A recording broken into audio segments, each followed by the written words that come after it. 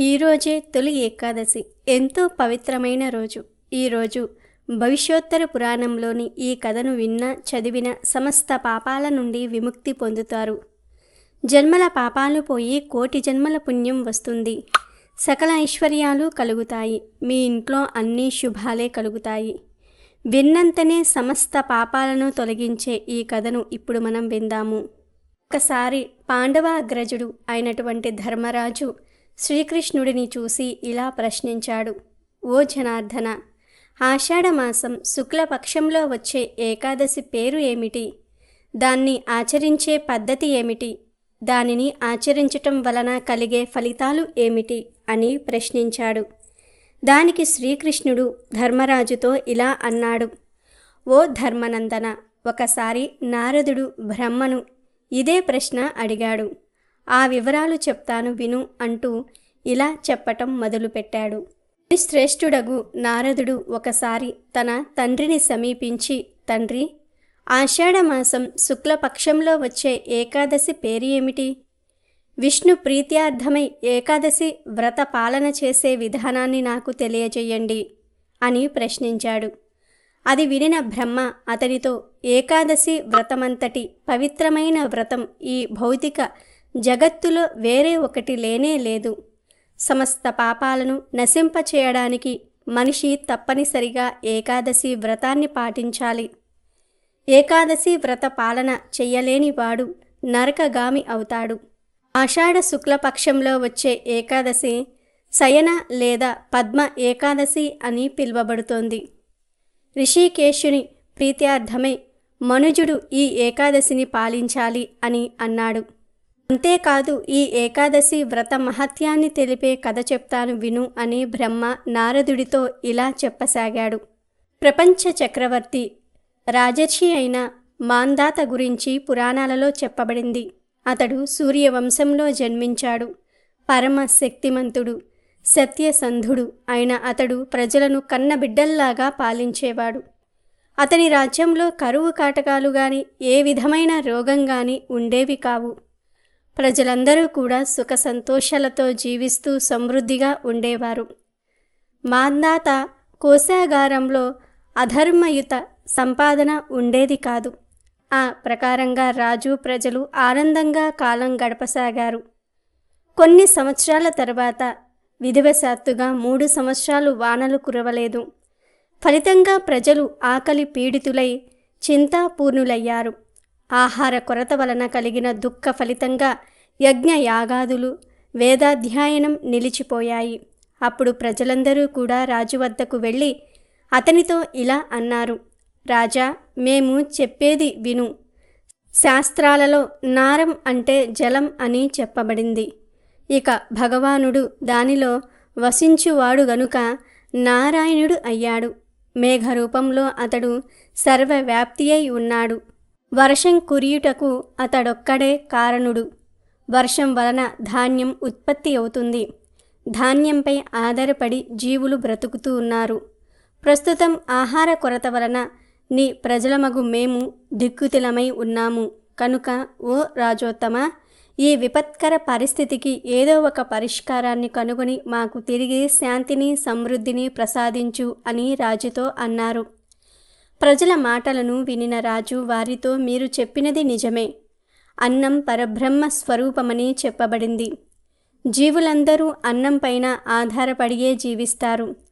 రాజు చేసిన పాపాల వలనే రాజు అతని ప్రజలు కష్టాల పాలవుతారని పురాణాలలో చెప్పబడింది. నేను చేసిన దోషమేమిటో నా బుద్ధితో నేను తెలుసుకోలేకపోతూ ఉన్నాను. అయినా నా ప్రజలైన మీ కొరకు నేను ఏదో ఒకటి చేస్తాను అని అన్నాడు. ఈ విధంగా పలికిన మాంధాత ముఖ్య సైన్యాన్ని తీసుకొని వెళ్ళి బ్రహ్మకు నమస్కరించి అరణ్యంలో ప్రవేశించాడు. మాంధాత అరణ్యంలో నిత్యం ఋష్యాశ్రమాలను సందర్శించాడు. అడవిలో తిరుగుతూ ఉన్నప్పుడు అదృష్టవశాత్తుగా అతడు బ్రహ్మ తనయుడైనటువంటి అంగీర ఋషిని కలిశాడు. బ్రహ్మ తేజస్సుతో వెలిగిపోతున్న అంగీర ఋషి తన తేజస్సుతో నలుదిక్కులను ప్రకాశింపచేస్తూ ఉన్నాడు. రాజు ఆయనను చూడగానే తన వాహనం నుండి క్రిందకు దిగి పాదాభివందనం చేశాడు. ఋషి ఆ రాజును ఆశీర్వదించాడు. తర్వాత అంగీర ఋషి మాంధాతను క్షేమ సమాచారాలు అడుగగా ఆ రాజు 3 సంవత్సరాల నుండి వర్షాలు కురియుటలేదని, తత్ఫలితంగా తన ప్రజలు అనేక కష్టాల పాలవుతూ ఉన్నారని, ఆ కరువు కాటకాలకు కారణమేమిటో తనకు తెలియటలేదని పలికాడు. తన ప్రజలు తిరిగి సుఖ శాంతులను పొందే విధానాన్ని తెలియజేయమని ప్రార్థించాడు. మాంధాత మాటలు విన్న అంగీర ఋషి రాజుతో, రాజా, ఇది సత్యయుగం, అన్ని యుగాలలోకి సర్వోత్తమమైన యుగం. ఈ యుగంలో జనులు పరబ్రహ్మ ఆరాధనలో ఉంటారు. ధర్మం 4 పాదాలతో నడుస్తుంది. బ్రాహ్మణులు తప్ప వేరెవ్వరూ ఈ యుగంలో తపస్సు చేయరాదు. ఈ నియమం ఉన్నప్పటికీ ఒక శూద్రుడు నీ రాజ్యంలో తపస్సు చేస్తూ ఉన్నాడు. ఈ అధర్మయుత ప్రవర్తన కారణంగానే నీ రాజ్యంలో కరువు సంభవించింది కనుక అతనిని వధించి నీ రాజ్యంలో శాంతి సమృద్ధులను నెలగొల్పుము అని చెప్పాడు. కానీ తపోనిష్ఠుడైన అమాయకుణ్ణి వధించటం తనకు అసాధ్యమని, అందువలన తనకు వేరే సులభ పరిష్కారం తెలుపమని మాంధాతరాజు అంగీర ఋషిని ప్రార్థించాడు. దానికి ఋషి, రాజా, అయితే ఆషాఢ శుక్లపక్షంలో వచ్చే పద్మ ఏకాదశి లేదా దేవశయన ఏకాదశి వ్రతాన్ని నీవు పాటించు. ఆ వ్రత ప్రభావం వలన నీ రాజ్యంలో తప్పకుండా వర్షాలు కురుస్తాయి. ఈ ఏకాదశి మనిషికి సమస్త మంగళాన్ని చేకూర్చి పూర్ణత్వాన్ని ప్రసాదిస్తుంది. పూర్ణత్వ పదంలోని సమస్త అడ్డంకులను అది తొలగిస్తుంది కనుక నీ ప్రజలతో పాటుగా నీవు ఈ ఏకాదశి వ్రతాన్ని పాటించు అని పలికాడు. ఋషి వాక్యాలను వినిన మాంధాత నగరానికి తిరిగి వచ్చి ఆషాఢమాసంలో బంధుమిత్ర పరివార సహితంగా శయన ఏకాదశి వ్రతాన్ని పాటించాడు. ఆ వ్రత ప్రభావం వలన రాజ్యంలో విరివిరిగా వర్షాలు కురిశాయి. నీటి కొరత తీరిపోగానే రాజ్యమంతా కూడా ధాన్య రాశితో నిండిపోయింది. అప్పుడు ఋషికేశుని అనుగ్రహం చేత అందరూ సుఖంగా జీవించారు. ఒకనాడు విష్ణువు యమధర్మరాజు వద్దకు వెళ్తాడు. అక్కడి ప్రజలందరూ శిక్షింపబడుతూ ఉంటారు. ఆ ప్రదేశమంతా శిక్షింపబడుతున్న ప్రజల ఆర్తనాదాలు, ఏడుపులతో నిండి ఉంటుంది. వీటన్నిటినీ చూసిన విష్ణుమూర్తి, వీరందరూ ఎవరు, వారిని ఎందుకు శిక్షిస్తున్నారు అని యమధర్మరాజును అడుగుతాడు. దానికి యమధర్మరాజు ఇలా అంటాడు, స్వామి, మీరు పాపపురుషుణ్ణి నియమించారు కదా, ఆయన తన ధర్మాన్ని నిర్వర్తిస్తున్నాడు. ఎవరైనా పాపాలు చేస్తే వారిని పాపపురుషుడు శిక్షిస్తున్నాడు. అందుకే వీరందరికీ ఈ బాధలు అని చెప్పాడు. అప్పుడు విష్ణుమూర్తి, మరి వీరికి ఈ పాపాల నుండి విముక్తి ఎలా లభిస్తుంది అని అడుగుతాడు.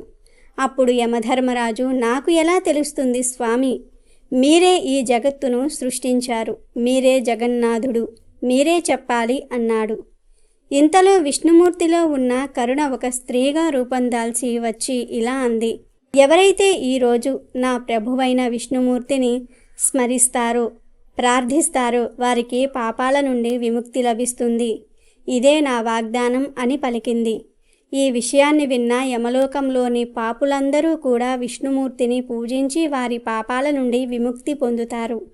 అప్పుడు ఆ స్త్రీని విష్ణుమూర్తి ఇలా ప్రశ్నిస్తాడు, ఎవరు నువ్వు, నిన్ను ఎవరు పంపించారు అని అడుగగా ఆమె ఇలా చెప్తుంది, స్వామి, నేను మీ పాదదాసిని, ఏకదాసిని, మీలోని కరుణ రూపం దాల్చగా ఏర్పడిన దానిని. దయచేసి మీరు నాకు అనుమతి ఇవ్వండి. ఈరోజు ఎవరైతే మిమ్మల్ని ప్రార్థిస్తారో వారికి పాపాల నుండి విముక్తి లభించేలాగా చెయ్యండి. ఎలా అయితే ఈ యమలోకంలోని పాపులందరికీ విముక్తి లభించిందో అలాగే విశ్వంలోని పాపులందరికీ కూడా ఈరోజు మిమ్మల్ని పూజించటం ద్వారా వారి పాపాల నుండి విముక్తి లభించేలాగా చెయ్యండి స్వామి అని కోరుతుంది. అంతటా విష్ణుమూర్తి ఆమె కోరికను అంగీకరిస్తాడు. ప్రజలందరూ ఈ విషయం తెలిసి విష్ణుమూర్తిని పూజించి వారి పాపాల నుంచి విముక్తి పొందుతారు. ఇది తెలిసిన పాపపురుషుడు విష్ణువు వద్దకు వెళ్ళి, స్వామి, అందరూ మిమ్మల్ని ప్రార్థించి వారి పాపాల నుండి విముక్తి పొందుతున్నారు, మరి నేను ఏం చెయ్యాలి, నా పుట్టుకకు అర్థం ఏముంది అని అడుగుతాడు. దానికి విష్ణుమూర్తి, నీవు అవసరం లేదు, నా రాజ్యం వదిలి వెళ్ళిపో అంటారు. దానికి పాపపురుషుడు, నీవు జగమంతా ఉండే జగన్నాథుడవు, నేను ఎక్కడికి వెళ్ళను అని అడుగుతాడు. అప్పుడు విష్ణుమూర్తి, ఎప్పుడైతే ఏకాదశి తన కార్యనిర్వహణలో ఉండదో అప్పుడు నీ ధర్మాన్ని పాటించు అని చెప్తాడు. ఆమె ఎప్పుడు అధికారంలో ఉంటుందో అప్పుడు నీవు ఎక్కడైనా దాక్కో అని చెప్తాడు. దానికి పాపపురుషుడు, నేనెక్కడ దాక్కోవాలి అని అడుగుతాడు. అంతటా విష్ణుమూర్తి, ఏకాదశి రోజు నీవు ధాన్యంలో దాక్కో అని అంటాడు. ఆయన చెప్పిన విధంగానే పాపపురుషుడు ఏకాదశి రోజు ధాన్యాలలో దాక్కుని ఉంటాడు. అందుకే ఏకాదశి రోజు ధాన్యాలను తినటం మహాపాపం. ఏకాదశి రోజు చేసే ఉపవాసం ఎందుకంటే ఏకాదశి అంటే 11, ఉప అంటే దగ్గరగా, వాసం అంటే జీవించటం అని అర్థం. ఈరోజు నిద్ర తిండి వదిలేసి మానవుని యొక్క 11 సూక్ష్మ జ్ఞానములతో ఆయన మీద ఏకాగ్రతతో జీవించటమే ఉపవాసం. విష్ణుమూర్తిని ప్రార్థించటంలో మానవుడికి అవసరమైన తిండిని కూడా వదిలేసి 11 జ్ఞానేంద్రియాలను ఆయన మీదే లగ్నం చేయాలి. ఆకలితో ఉండి ఆత్మ మీద మనసును లగ్నం చేయలేము అనుకునేవారు పండ్లు పాలు తీసుకోవచ్చు. అవి కూడా సరిపోకపోతే కావలసినన్ని తినవచ్చు. కానీ ఆ పరమాత్మ మీదే మొత్తం మనసును లగ్నం చేసి మంచి భక్తి శ్రద్ధలతో పూజించాలి అని వ్యాస మహర్షి జైమిని మహర్షికి చెప్పాడు. ఒకసారి రుక్మాంగత మహారాజు గారి తోటలో నందనవనాన్ని మించిన ఉద్యానవనం ఉందని నారదుడు ఇంద్రుడితో చెప్పగా చూసి రమ్మని అప్సరస్సులను పంపాడు ఇంద్రుడు. వాళ్ళు రాత్రిపూట ఆకాశ మార్గమున భూలోకంలో ఉన్న ఆ తోటలోనికి వచ్చి మొత్తం పూలన్నిటినీ కూడా కోసుకు వెళ్ళిపోయేవారు. మరునాడు రుగ్మంత మహారాజు పూజకు పువ్వులు లేకపోవటం వలన పూలు ఏమయ్యాయని ఆరా తీయగా కాపలా భటులు ఆ పువ్వులు కోసినట్లు ఎవ్వరూ ఏమీ చూడలేదని చెప్తారు. అప్పుడు రుక్మాంగద మహారాజు కాపలా వాళ్లను ఎక్కువ మందిని పెడతాడు. అయినా మరునాడు కూడా అదే పరిస్థితి ఎదురవుతుంది. ఇలా 3 రోజులు వరుసగా జరగటంతో చర్చ మొదలవుతుంది. భటులంతా కంటి మీద కునుకు లేకుండా పూల తోటలోనికి చీమను కూడా పోనీయకుండా జాగ్రత్త పడినా ఇలా జరుగుతుందంటే ఆకాశ మార్గమున ఎవరో దొంగిలిస్తున్నారని చెప్పటంతో రాజుగారు తోట మొత్తం దేవుని నిర్మాల్యం అంటే పూజకు దేవుని మీద పెట్టి తీసేసిన పువ్వులు, పత్రి మొదలైనవి చల్లిస్తారు. ఆ నిర్మాల్య దోషం వలన మరుసటి రోజు ఉదయానికల్లా అప్సరసులు అలా తోటలో నిల్చుని కనిపిస్తారు. పాదములకు దేవుని నిర్మాల్యం తగలటం చేత దైవత్వాన్ని తిరిగి ఆకాశ మార్గమున ఎగిరిపోయే శక్తిని అప్సరసులు కోల్పోతారు. అప్పుడు రాజుగారు అప్సరసలను అడిగి విషయమంతా తెలుసుకుని మంత్రి సలహా మేరకు ఆ రోజు ద్వాదశి కావటం చేత నిన్న అనగా ఏకాదశి నాడు ఎవరైతే భోజనం చేయకుండా రాత్రి నిద్రపోకుండా ఉన్నారో వాళ్లను తీసుకుని వచ్చి వాళ్ళ ఫలితాన్ని వీళ్లకు ధారపోస్తే తిరిగి అమరత్వం పొందుతారని, కావున అలా భోజనం నిద్రలేని వాళ్లను తీసుకుని రమ్మని భటులను ఆజ్ఞాపిస్తారు.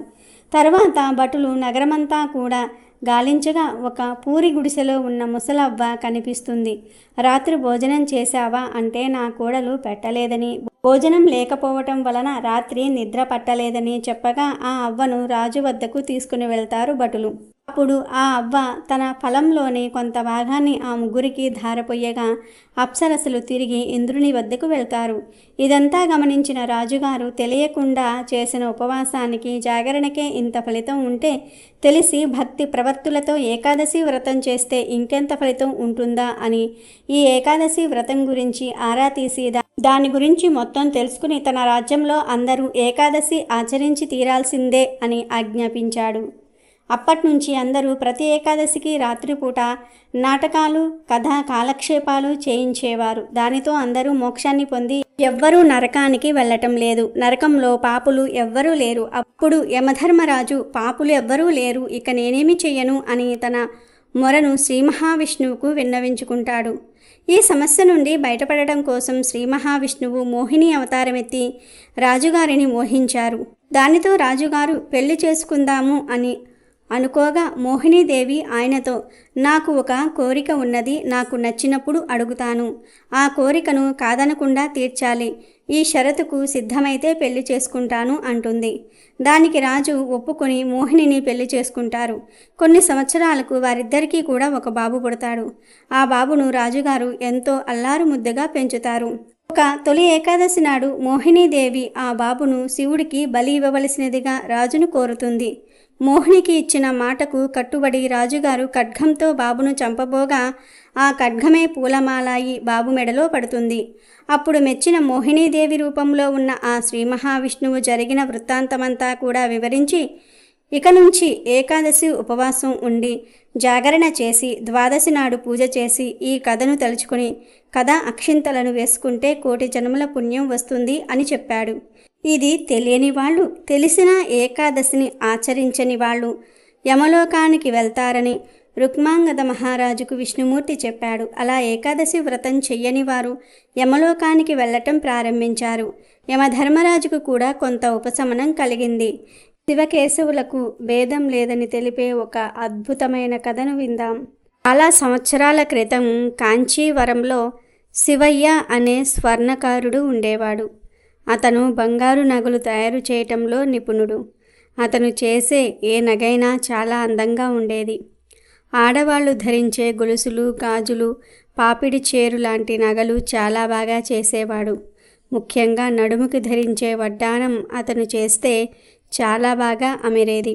అతను చేసినంత బాగా నడుముకు పెట్టుకునే నగ చేయటం ఇంకెవరి వలన అయ్యేది కాదు. దానివల్ల అందరూ అతని చేతే నగలు చేయించుకోవాలని ఉబలాట పడేవారు. స్త్రీల నగలే కాక పురుషులు ధరించే నగలు కూడా అతను తయారు చేస్తే తిరుగుండేది కాదు. కానీ అతను అపర శివభక్తుడు. విష్ణువు పేరు వినటం కూడా అతనికి ఇష్టం ఉండేది కాదు. దానివలన అతను కేవలం శివభక్తులకు మాత్రమే నగలు చేసేవాడు. అదీ కాక శివయ్య నిరంతరం శివ పూజ చేసుకోవటం ఇష్టపడేవాడు. నిరాడంబరంగా జీవించేవాడు. దానివలన అతను ధనార్జన గురించి కానీ రాజాశ్రయం గురించి కానీ ఏనాడు ఆలోచించేవాడు కాదు. ఇదిలా ఉండగా ఆ ప్రాంతపు మహారాణికి శ్రీ మహావిష్ణువుకి ఆలయం కట్టించాలని కోరిక కలిగింది. ఆమె తనకు స్వామి కలలో కనబడి కోవిల కట్టమని ఆదేశించినట్టుగా చెప్పి ఆలయ నిర్మాణం చేయించింది. స్వామివారి నగలు ఆస్థాన స్వర్ణకారులు తయారు చేసేవారు. అయితే స్వామివారి నడుముకు పెట్టే ఆభరణం ఏమాత్రం బాగా కుదరలేదు. మహారాణికి నిరాశ కలిగింది. అప్పుడు ఆమె చెలికత్తె ఆమెకు శివయ్య గురించి చెప్పి తన స్నేహితురాలి ద్వారా శివయ్య తయారు చేసిన నడుముకు పెట్టే నగలు తెప్పించి రాణిగారికి చూపించింది. ఆ నగల అందం చూసి మహారాణి మైమరిచిపోయింది. శివయ్య చేత స్వామివారి నగ చేయించాలని వెంటనే నిర్ణయించి శివయ్యని పిలిపించింది. ఈ విషయం తెలిసి శివయ్య రాణివారి వద్దకు వచ్చాడు. రాణిగారు చెప్పింది విని శివయ్య తను ఆ నగ చెయ్యలేనని, తను శివుని తప్ప వేరే దైవాన్ని నమ్మను అని చెప్పాడు. మహారాణికి చాలా ఆగ్రహం వచ్చింది. ఇతను ఎందుకు చేయడు అన్న పంతం వచ్చింది.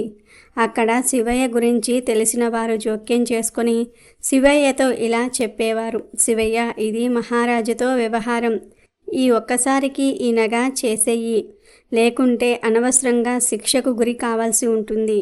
అయితే శివయ్య, నేను విష్ణు ఆలయానికి వెళ్ళను కదా, కొలతలు లేకుండా నగ ఎలా చెయ్యాలి అని అడిగేవాడు. దానికి మిత్రులు, మేము ఆ కొలతలు నీకు ఇస్తాము, నువ్వు దాని ప్రకారం నగ చేసేయి చాలు అని స్వామివారి నడుము కొలతలు తీసి శివయ్యకు అందజేశారు. శివయ్య ఆ కొలతల ప్రకారం నగ చేసి అందజేసి తన ఊరు వెళ్ళడానికి అనుమతి ఇమ్మని అడిగేశాడు. రాణి ఆలయ పెద్దలతో ఆ నగ స్వామివారి నడుముకు అలంకరించి చూడమని చెప్పింది. ఆలయ పెద్దలు అలాగే చేసేసరికి ఆ నగ బెత్తెడు చిన్నది అయ్యింది. మళ్ళీ మహారాణి శివయ్యను నగ సరిచేసి ఇమ్మంది. శివయ్య మళ్ళీ చేసి ఇచ్చాడు. మళ్ళీ అలాగే చిన్నది అయ్యింది. ఇలా 3 సార్లు జరిగేసరికి శివయ్యే ఆశ్చర్యపోయాడు. కొలత సరిగ్గా ఇవ్వటం లేదేమో, అందుకే సరిగ్గా అమరటం లేదేమో అని అన్నాడు. మహారాణి శివయ్యనే స్వయంగా నడుము కొలతలు తీసుకోమంది. కానీ శివయ్య విష్ణు దర్శనం చేసుకోడు కదా. దానికి ఒక మిత్రుడు ఒక పరిష్కారం చెప్పాడు.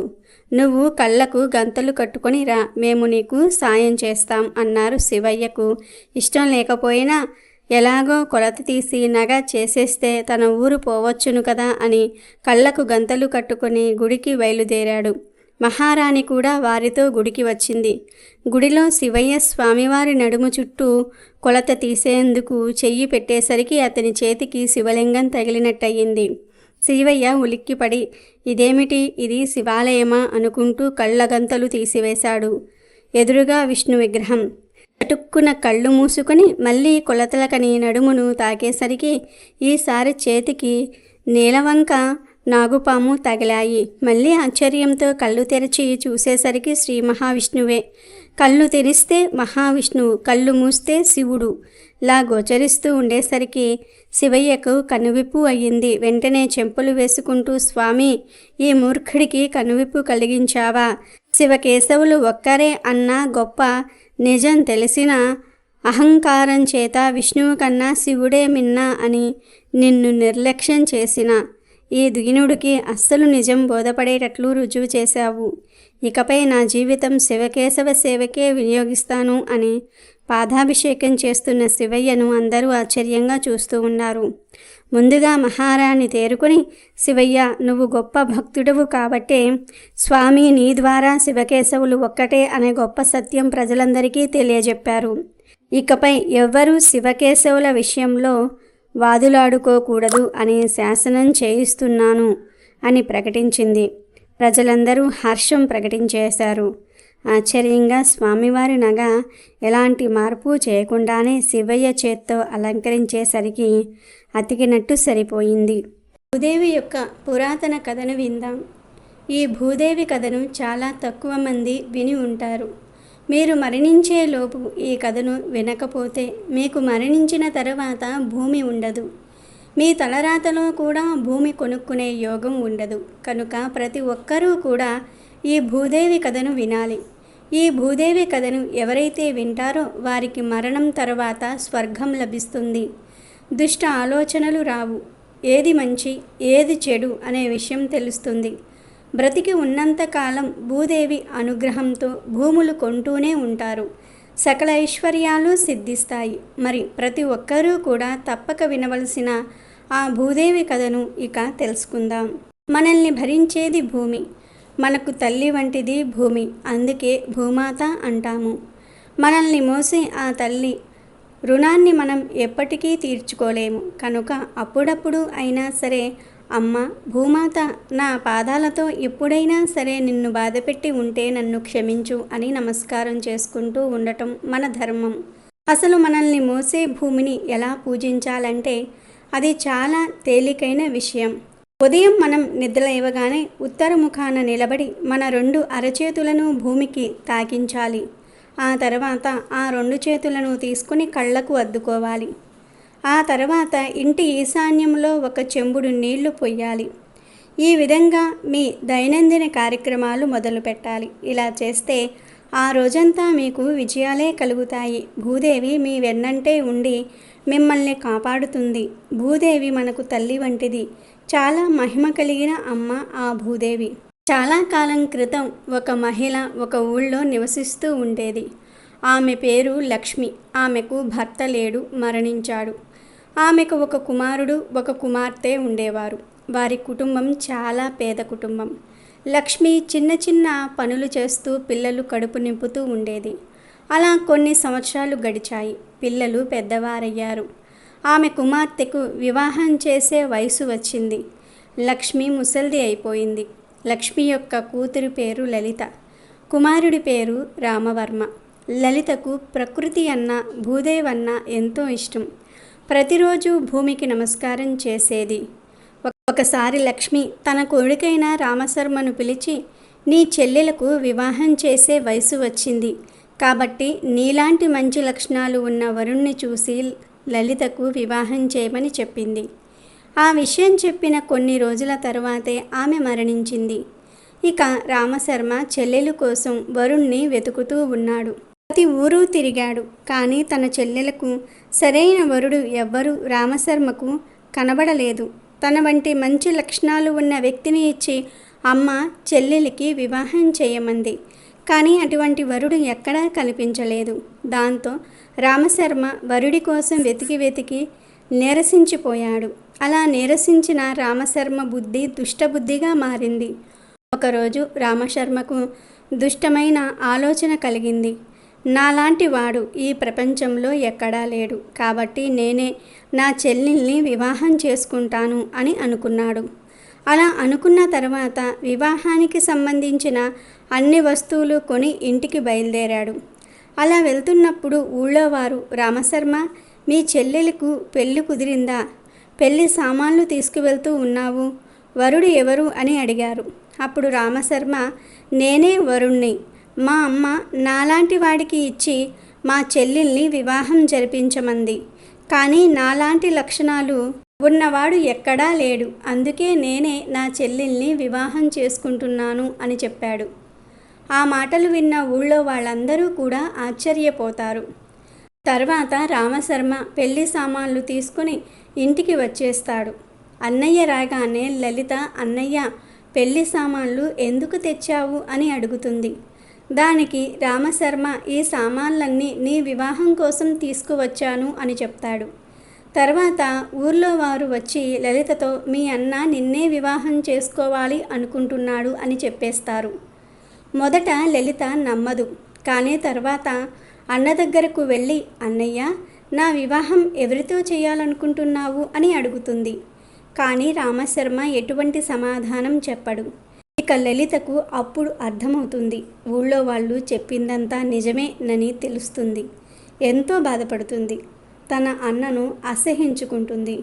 భూదేవినే తన తల్లిగా భావించి లలిత ఒక చెంబు నిండా నీళ్లు, ఒక జాకెట్ ముక్కను తీసుకుని అడవిలోనికి పారిపోతుంది. ఆ అడవిలో గోవులు కాచుకునే ఒక ఆయన లలితను చూసి, తల్లి, ఈ అడవిలో ఎక్కడికి పోతూ ఉన్నావు అని అడుగుతాడు. కానీ లలిత ఏమీ మాట్లాడకుండా అడవి లోపలికి వెళ్ళిపోతుంది. అలా వెళ్ళి చెట్లు లేని ఒక చోట భూమి మీద కూర్చొని భూదేవిని ప్రార్థిస్తుంది. అమ్మా భూదేవి, నేను మా అమ్మను ఎప్పుడూ నీలో చూసుకుంటున్నాను. నాకు ఇంత పెద్ద కష్టం వచ్చింది. నువ్వే నన్ను రక్షించాలి. నువ్వు నన్ను రక్షించకపోతే పెద్ద అనర్థం జరిగిపోతుంది. నేను ఏం చెయ్యాలో నాకు తెలియటం లేదు. నన్ను నీ ఒడిలోనికి తీసుకో, లేదంటే నాకు అన్యాయం జరిగిపోతుంది అని ప్రార్థించింది లలిత. ఆమె ప్రార్థనకు కరుణించిన భూమాత భూమిని చీల్చుకుని బయటికి వచ్చింది. లలిత తెచ్చిన జాకెట్ ముక్క, చెంబును పక్కన పెట్టి భూదేవి లలితను తీసుకొని భూమి లోపలికి వెళ్ళిపోతుంది. ఇంతలో తాను చేస్తున్నది తప్పని గ్రహించిన రామశర్మ పరిగెత్తుకుంటూ అడవిలోకి వచ్చాడు. ఆవులు కాసేవాడు రామశర్మకు కనిపించటంతో ఆయన దగ్గరకు వెళ్ళి, నా చెల్లెలు ఇటు వచ్చింది, మీకు కనిపించిందా అని అడిగాడు. అప్పుడు ఆవులు కాచేవాడు, నీ చెల్లెలు అటుగా అడవి లోపలికి వెళ్ళింది అని చెప్తాడు. రామశర్మ చెల్లి చెల్లి అని అరుచుకుంటూ అడవి లోపలికి వస్తాడు. రామశర్మ చూస్తూ ఉండగానే తన చెల్లెలు భూమి లోపలికి, భూమాత ఒడిలోకి వెళ్ళిపోతుంది. రామశర్మ అక్కడికి వచ్చేసరికి తన చెల్లెలు పూర్తిగా భూమి లోపలికి వెళ్ళిపోతుంది. లలిత జుట్టు కొద్దిగా భూమి బయట ఉండిపోతుంది. ఆ జుట్టును పట్టుకుని రామశర్మ ఏడవటం మొదలు పెడతాడు. అయ్యో, నా దుష్ట ఆలోచన వలన ఎంత ఘోరం జరిగిపోయింది. నా బుద్ధి దుష్టబుద్ధి అయిపోయింది. నా బుద్ధి భ్రష్టు పట్టుకుపోయింది. అమ్మకు ఇచ్చిన మాటను నిలబెట్టుకోవడానికి నాలాంటి వ్యక్తి నాకు ఎక్కడా కనిపించలేదు. అందుకే నాకు ఈ దుష్ట ఆలోచన వచ్చింది. అది తప్పు అని తెలుసుకునే లోపే నువ్వు భూమాత ఒడిలోకి వెళ్ళిపోయావు అని ఏడ్చాడు. అలా లలిత భూమి లోపలికి వెళ్ళినప్పుడు పైన ఉండిపోయిన జుట్టు గరికగా మారిపోయింది. కాబట్టి దుష్ట ఆలోచనల ద్వారా ఎంతటి అనర్థాలు జరుగుతాయో ఈ ఒక్క కథ ద్వారా గ్రహించాలి. అలాగే ఆ భూదేవిని తల్లిగా భావిస్తే ఆమె మనల్ని కష్టాల నుండి బయటపడేస్తుంది అనే విషయాన్ని కూడా ఈ కథ ద్వారా గ్రహించాలి. ఎవరైతే ఈ భూమాత కథను వింటారో వారికి భూమాత సర్వసుఖాలను ఇస్తుంది. భూములు కొనుక్కునే యోగాన్ని కలగజేస్తుంది. దుష్ట ఆలోచనలు రాకుండా చేస్తుంది. ఈ కథ విన్నవారికి మరణం తర్వాత స్వర్గం లభిస్తుంది. భూదేవి అనుగ్రహం వలన భూమి మీద ఉన్నంతకాలం భూములు కొంటూనే ఉంటారు. చాతుర్మాస సమయంలో గోవులను పూజించటానికి ఏర్పాటు చేసుకున్న వ్రతమే గోపద్మ వ్రతము. దీనిని సుమంగళి స్త్రీలు ఆషాఢ శుక్ల ఏకాదశి రోజు ప్రారంభించి కార్తీక శుక్ల ద్వాదశి వరకు కొనసాగిస్తారు. ఈ గోపద్మ వ్రత కథను వింటే చాలు అదృష్టం మిమ్మల్ని వెతుక్కుంటూ వస్తుంది.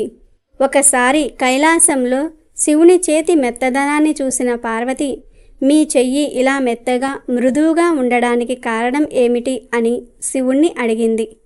అప్పుడు పరోపకారం చేయటం వలన చేతులు మెత్తగా ఉంటాయని చెప్పాడు. అందుకే ఎముకలేని చెయ్యి అని దానం చేసేవారిని వర్ణిస్తారు అని చెప్తాడు. ఆ మాటలు విన్న పార్వతీదేవికి పరోపకార సేవ చెయ్యాలనే కోరిక కలిగింది. దాంతో మారువేషంతో భూలోకానికి వెళ్ళింది. 6 ఏళ్ల నాచి అనే పేరు గల గర్భిణీకి చెయ్యూతనిచ్చి సేవ చేసి 11 రోజుల తర్వాత సకల ఐశ్వర్యాలు కలగజేసి చాతుర్మాస్య గోపద్మ వ్రతాన్ని తెలిపి అంతర్ధానమైపోయింది. 5 ఏళ్ల తర్వాత అమ్మకు నారికేళ్ల నాంచి పరిస్థితిని తెలుసుకోవాలనిపించింది. అప్పుడు నారేళ్ల నాంచి గోపద్మ వ్రత ఉద్యాపన చేసుకుంటోంది. పార్వతీదేవి ఓ ముసలమ్మ రూపంలో నారేళ్ల నాంచి ఇంటి దగ్గరకు వెళ్ళి మంచి నీళ్ళడిగింది. నారేళ్ల నాంచి కోపంతో ఆమెకు బయట తొట్టిలో నీరివ్వమని తన పనివారితో చెప్పింది. నారేళ్ల నాంచి ప్రవర్తనతో అవమానపడిన పార్వతీదేవి తిరిగి శివుని దగ్గరకు వెళ్ళి ఆమెకు ఐశ్వర్యం లేకుండా చెయ్యమని కోరింది. నారేళ్ల నాంచి గోపద్మ వ్రతం చేసింది కనుక అది సాధ్యపడదన్నాడు శివుడు. పార్వతీదేవి తర్వాత విష్ణువు దగ్గరకు వెళ్ళి నారేళ్ల నాంచికి ఐశ్వర్యం లేకుండా చెయ్యమని కోరింది. కానీ విష్ణువు కూడా తానేం చేయలేనన్నాడు. చివరికి నారదుడు వెళ్ళి నారేళ్ల నాంచికి జరిగిందంతా కూడా తెలిపాడు. తన అపరాధాన్ని గ్రహించిన భక్తురాలు వెంటనే పార్వతీ పరమేశ్వర్లకు పాయసం, గణపతికి ఉండ్రాళ్ళు నైవేద్యం చేసి క్షమించమని కోరుకుంది. తర్వాత శాంతించిన పార్వతీదేవి పరమేశ్వరుడు కలిసి ఆమెకు సకలైశ్వర్యాలు అందజేశారు. గోపద్మ వ్రత మహత్యాన్ని తెలిపే కథ ఇది. ఒకనాడు జైమిని మహర్షి తన గురువైన వ్యాస మహర్షి వద్దకు వెళ్ళి ఇలా అడుగుతాడు. గురువుగారు, నేను ఏకాదశి అనే పదాన్ని చాలాసార్లు విన్నాను. అసలు ఏకాదశి అంటే ఏమిటి? ఏకాదశి రోజు ఏం చేయాలి? ఏకాదశి గురించి పూర్తి వివరాలు చెప్పి నాకు జ్ఞానోదయం కలగజేయండి అని వ్యాస మహర్షిని అడుగుతాడు. అప్పుడు వ్యాస మహర్షి చిరునవ్వు నవ్వి ఇలా అంటాడు. మంచి ప్రశ్న అడిగావు. ఈ సందేహం రాబోయే తరాల వారికి కూడా కలుగుతుంది. వారిలో కొంతమంది మాత్రమే ఈ విషయాన్ని తెలుసుకోవడానికి ఆసక్తి చూపిస్తారు. వారికి కూడా ఇప్పుడు మనం చెప్పే విషయం చాలా ఉపయోగపడుతుంది అని ఏకాదశి విశిష్టత గురించి ఇలా వివరించసాగారు వ్యాస మహర్షి జైమిని మహర్షికి. సృష్టి ఏర్పడిన తరువాత భగవంతుడైన విష్ణువు పాపమునకు మానవీకరణ చేయదలచి పాప పురుషుణ్ణి సృష్టించాడు. మానవుడు చేసిన పాపాలు కర్మలను బట్టి వారికి శిక్షలు విధించటం, వారికి పునర్జన్మను కలగజేయటం లాంటి ధర్మాన్ని నిర్వర్తించేవాడు పాపపురుషుడు. దేవునిపై మనకు ఉన్న భక్తిని వివరించే మంచి సారాంశం గల ఒక నీతి కథను విందాం. ఒక రాజ్యంలో ఒక రాజు ఉండేవాడు. అతడికి న్యాయం అంటే చాలా ఇష్టం. అందరి కష్ట సుఖాలు తెలుసుకొని మంచిగా పరిపాలన కొనసాగించేవాడు. ప్రజలంటే చాలా వాత్సల్యము కలవాడు, ధర్మ స్వభావం కలవాడు. అతడు నిత్యం భగవంతుణ్ణి ఎంతగానో ప్రార్థించేవాడు. రోజు చాలా శ్రద్ధగా భగవంతుని పూజ, స్మరణం, నామజపం చేసుకునేవాడు. ఒకరోజు భగవంతుడు ఆ రాజుకు ప్రసన్నుడై అతడికి దర్శనం ఇచ్చి ఇలా అన్నాడు. రాజా, నీ భక్తిని మెచ్చుకోలేకపోతున్నాను. నేను చాలా సంతోషపడ్డాను. నీకు ఏదైనా కోరిక ఉంటే చెప్పు. అప్పుడు ప్రజలంటే ఎంతో ప్రేమగల ఆ రాజు ఇలా అన్నాడు. ఓ భగవంతుడా, నా దగ్గర నీవిచ్చిన సిరి సంపదలన్నీ ఉన్నాయి. నీ కృప వల్ల నా రాజ్యంలో అన్ని సుఖ సంతోషాలు ఉన్నాయి. అయినప్పటికీ నాకు ఒక్కటే కోరిక. ఏంటంటే, మీరు నాకు కనిపించినట్టే, మీ దర్శన భాగ్యంతో నన్ను ధన్యుణ్ణి చేసినట్టే నా రాజ్యంలోని ప్రజలందరినీ కూడా కృపతో మీ దర్శన భాగ్యంతో ధన్యులను చేయండి. వారికి మీ దర్శనాన్ని ఇవ్వండి మహాప్రభు. భగవంతుడు రాజును చూసి, ఇది సంభవం కాదు, అసంభవం కదా అని ఏదో చెప్పబోతూ ఉండగా, కానీ రాజు మాత్రం చాలా పట్టుబట్టి ఈ కోరికను తీర్చవలసిందే స్వామి అన్నాడు. భగవంతుడు చివరకు తన ప్రియభక్తుడికి లొంగక తప్పలేదు. ఆయన చివరకు ఇలా అన్నాడు, సరే, రేపు నీ ప్రజలందరినీ తీసుకొని ఆ కొండ దగ్గరకు రా, నేను ఆ కొండ మీద అందరికీ దర్శనమిస్తాను. అప్పుడు రాజు అది విని చాలా ప్రసన్నుడై భగవంతుడికి ఎంతో ధన్యవాదాలు చెప్పుకొని మరుసటి రోజు తన నగరంలో దండోరా వేయించాడు. రేపు అందరూ కొండ దగ్గరకు రాజుగారితో పాటు వచ్చి చేరవలసిందేనని, అక్కడ మీ అందరికీ కూడా ఆ భగవంతుడు దర్శనం ఇస్తాడు. ఇది రాజుగారి ఆజ్ఞ. రెండవ రోజు రాజుగారు తన ప్రజలందరినీ కూడా తీసుకుని కొండవైపు నడవటం ప్రారంభించాడు. నడుస్తూ నడుస్తూ ఉండగా కొండదారిలో ఒకచోట రాగి నాణేల నిధి కనిపించింది. ప్రజలలో కొంతమంది అటువైపు పరిగెత్తటం మొదలుపెట్టారు. అప్పుడు జ్ఞాని అయిన ఆ రాజు వారి అందరినీ సమాధానపరిచి, అటువైపు ఎవరూ దృష్టి పెట్టవద్దు, ఎందుకంటే మీరు అందరూ భగవంతుణ్ణి కలవడానికి వెళ్తున్నారు. ఈ రాగి నాణాల వెనుకాల పడి మీ అదృష్టాన్ని కాలదన్నుకోకండి అన్నాడు. కానీ లోభం, ఆశ వల్ల వశీభూతులైన ప్రజలు కొంతమంది రాగి నాణాల దగ్గరే ఆగిపోయారు. ఆ నాణాలను మూట కట్టుకుని తిరిగి తమ ఇంటివైపు వెళ్ళిపోయారు. వాళ్ళు మనసులో ఇలా అనుకున్నారు, మొదట ఈ రాగి నాణాలను ఇంటికి చేర్చుకుందాము, భగవంతుణ్ణి మనం తర్వాతైనా సరే చూడవచ్చు కదా అని.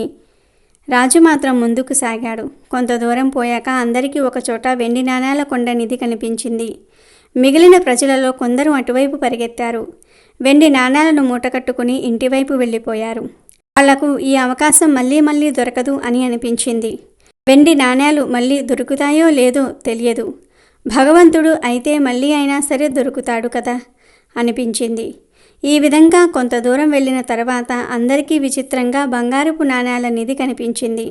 ప్రజలలో ఇక మిగిలిన వారంతా రాజు బంధువులతో సహా అటువైపే ఆశగా పరిగెత్తటం మొదలుపెట్టారు. వాళ్ళు కూడా ఇతరులలాగే ఈ నాణేలను మూటలు కట్టుకుని సంతోషంగా తిరిగి చూడకుండా వెళ్ళిపోయారు. ఇక కేవలం రాజు, రాణి మిగిలారు. రాజుగారు రాణితో అన్నాడు, చూడు, ఈ ప్రజలు ఎంత ఆశపోతులో. భగవంతుడు నిజదర్శనం లభించటం అంటే ఎంత గొప్ప విషయమో వీరికి తెలియటం లేదు. భగవంతుని ఎదుట ఈ మొత్తం ప్రపంచంలోని ధనమంతా కూడా ఒక లెక్క కాదే. నిజమేనని రాణి కూడా రాజుగారి మాటలను సమర్థించింది. వారిద్దరూ ముందుకు సాగారు. కొంత దూరం వెళ్ళాక రాణికి, రాజుకు 7 రంగులలో దగదగా మెరుస్తూ వజ్రాల నిధి కనిపించింది. ఇక రాణిగారు కూడా వాటిని చూసిన తర్వాత ఆగలేకపోయింది. ఆమె వజ్రాల పట్ల ఆకర్షణ వల్ల అటువైపు పరిగెత్తి వజ్రాలన్నిటిని కూడా మూటకట్టుకోవటం ప్రారంభించి, మీరు త్వరగా వెళ్ళిరండి, నేను మీరు వచ్చేలోపు వీటన్నిటినీ కూడా పోగు చేసి ఉంచుతాను అంది. అది చూసి రాజు ఎంతో బాధపడ్డాడు. మనసు విరక్తి చెంది చాలా బరువైన మనసుతో ఒక్కడై ఒంటరిగా ముందుకు సాగాడు. నిజంగా అక్కడ భగవంతుడు నిలబడి ఉన్నాడు. రాజును చూస్తూ భగవంతుడు చిరునవ్వుతో ఇలా అడిగాడు, ఎక్కడ ఉన్నారు నీ ప్రజలు, నీ యొక్క బంధువులు? నేను ఎప్పటినుంచో ఇక్కడే నిలబడి మీ అందరి కోసం ఎంతో ఆతృతతో ఎదురు చూస్తూ ఉన్నాను. రాజుగారు చాలా సిగ్గుతో భగవంతుని ముందు తలదించుకున్నాడు. ఇది చూసి ఆ భగవంతుడు రాజుకు ఈ విధంగా వివరించాడు, ఓ రాజా, ఎవరైనా సరే తమ జీవితంలో భౌతిక సాంసారిక లాభాలను భగవంతుని కంటే ఎక్కువ అని వారు భావిస్తారో వారికి ఎప్పటికీ నేను లభించను, కనిపించను. వారు నా స్నేహాన్ని కానీ కృపను కానీ ఎన్నటికీ పొందలేరు.